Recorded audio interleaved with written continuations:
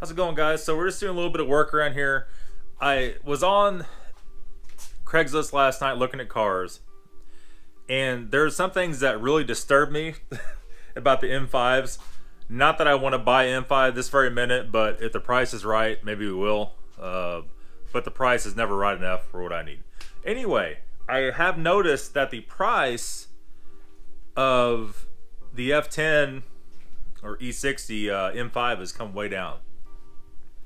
Come down to the point to where they've actually gotten cheaper than the E39 M5. The E39 M5 is a good car. It shares the rod bearing problem, the premature rod bearing wear, just like the newer one does. So let's go to the laptop. I'm going to show you some things I found, and you could pretty much buy either one for around $10,000 to $11,000.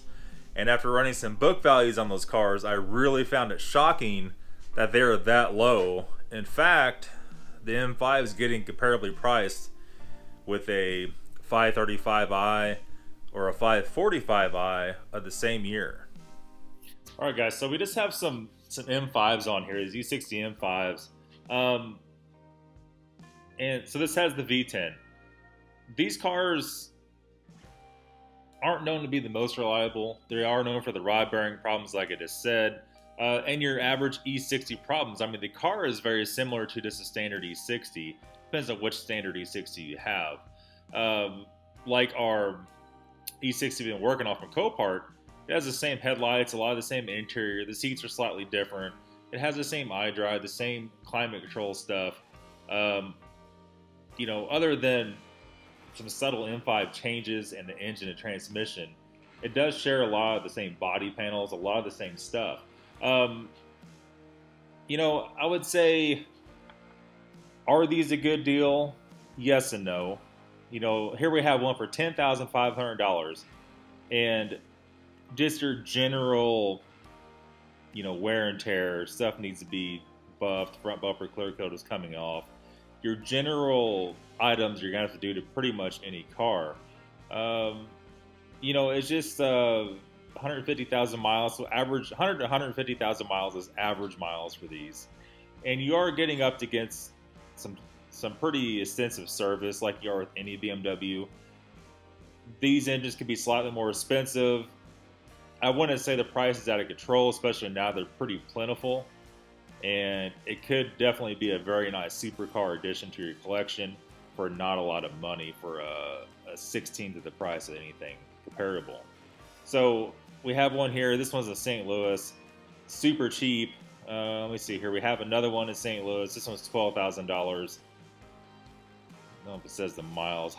So slightly less miles, 138,000. Dyna exhaust, paddle shifters, of course, if it's not a stick, and silver and black leather. So I mean, just kind of a regular run-of-the-mill M5. And here we have an 06 for 16 grand, probably the color combo. This guy's a little high on his price, but the mileage is a little bit lower at 90,000. And it looks like overall, I mean, they're all pretty, there's Dyna intake on this one too, all pretty decent. Nothing terribly wrong, just general regular stuff wrong with these cars. Here's one more, you know, and the 06 M5, and this was 105,000 miles for 16 grand. I would say 16 is a little on the high side for what the market is bringing. Just a 5-minute search has brought me all these cars. This is all within a few hours of my house. So our pricing for, let me see, this is for the 06. So just like we were looking at, we have private party range of $9,100 to $12,800. This is in good condition. I did the E39 M5 and the E60 M5, both in good condition. You know, it's just not a large money car yet. However, we do know what will happen in the future. The same thing has happened with the E36 M3. We see the prices going through the roof. What will eventually happen with the E46 M3, the prices starting to go through the roof on those. And here we have the clicked over the 02 M5, so E39 M5, you know, $8,658 and $12,395. Compared back here, we're just within a few $100s of an E39 M5, and I have to say I'd rather have the E60 M5, to be honest with you. A newer car means generally fewer problems. Now, one last thing before we go here, I would say if I bought one of these at 100 to 150,000 miles, I still hold true on our E60 we have in the shop right now.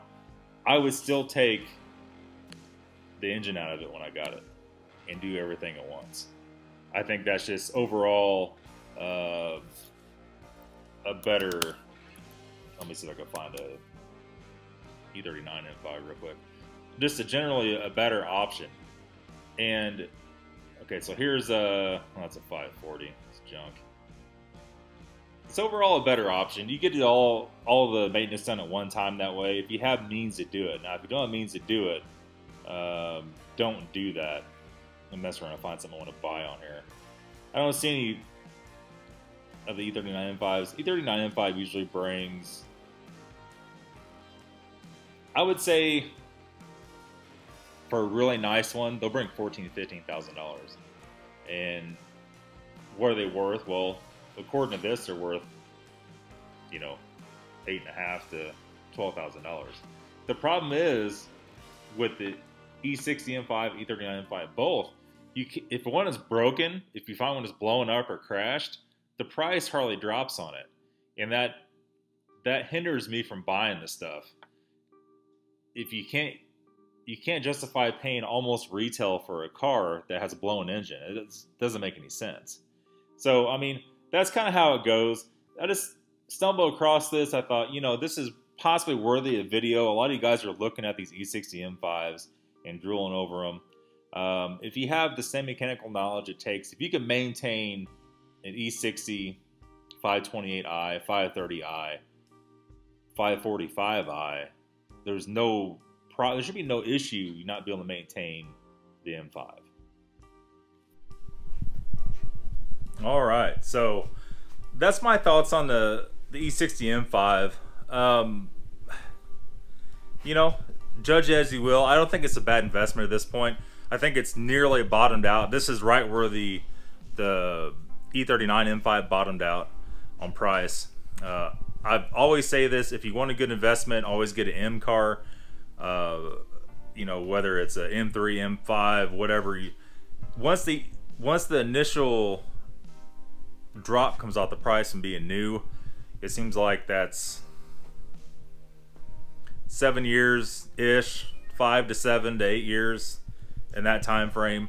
When they're that age, you pretty much can't do any wrong, as long as the title's clear, as long as it's not just totally junk.